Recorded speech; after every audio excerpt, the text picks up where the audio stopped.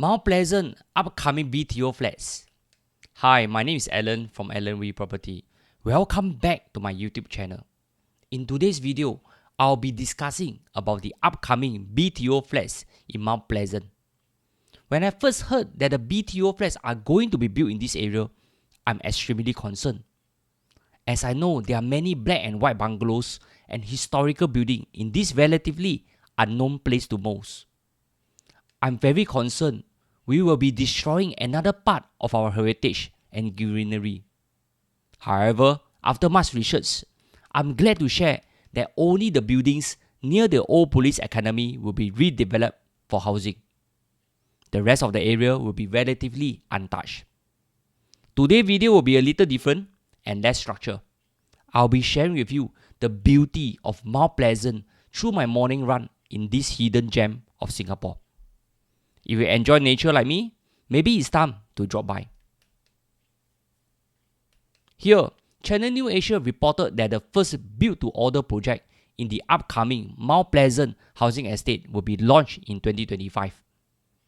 This will be one of 6 BTO projects comprising about 5,000 flats planned for the 33-hectare site. The new Mount Pleasant housing estate was first announced in November 2021, with the area home to the old police academy and pre-war black and white bungalows owned by the state. Heritage elements from the old police academy and bungalows will be sensitively integrated within the Mount Pleasant housing estate. I think this is good news. Bounded by Thomson Road and the Pan Island Expressway, the site of the new housing estate, which include the old police academy, has been embarked for residential development in URA master plan since 1998. It is situated close to established housing estate such as Toa Payoh. Future residents will be well served by the Mount Pleasant MRT station on the Thomson East Coast Line, which will open in tandem with the completion of public housing development in this area. Characterized by hilly terrain, the site of the new housing estate is an area with a rich heritage, being home to the old police academy and pre-war black and white bungalows. It is also close to Bukit Brown and the Central Catchment Nature Reserve. HDB also mentioned that the design of the new housing estate will weave in the rich tapestry of heritage and nature in the area. This includes the retention and adaptive reuse of selected heritage police academy buildings. The neighborhood center will be designed to be open, green and low-rise, with community space for residents to interact and bond. For those that plan to visit this place, you can access it via 2 roads. Firstly, you can access it via Mount Pleasant Road just off Thomson Road. Else, you can access it via Andrew Road just before the GCB and Florist. As you drive inwards, you'll be greeted by RDA Centre, Riding for the Disabled Association of Singapore. RDA Singapore is a registered charity that provides free therapeutic and rehabilitative horse riding for children and adults with disability.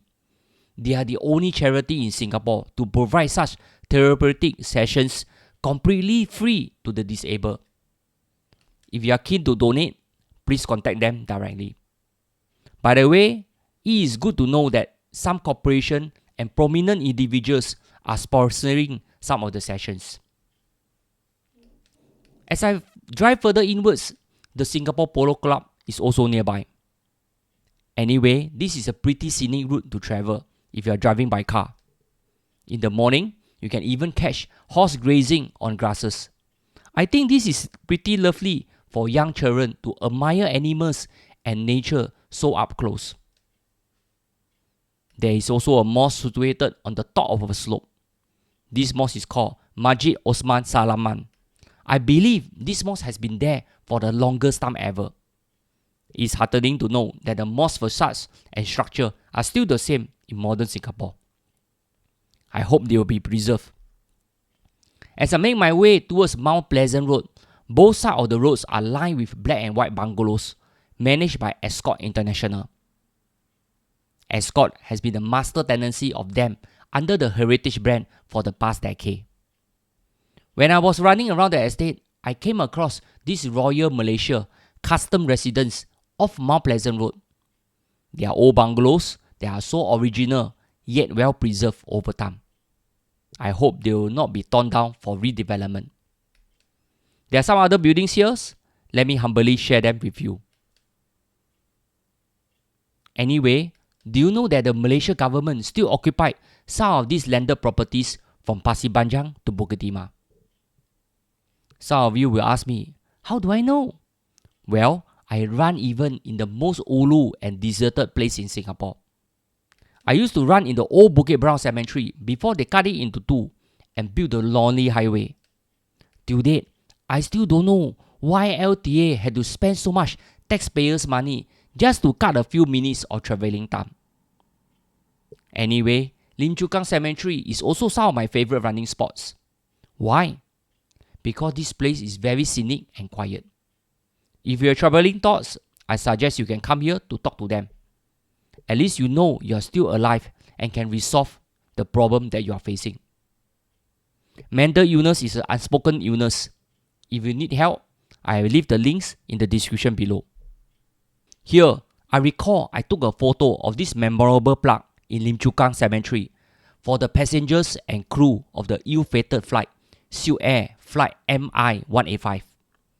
Let's don't forget the importance of flight safety as we resume our air travel.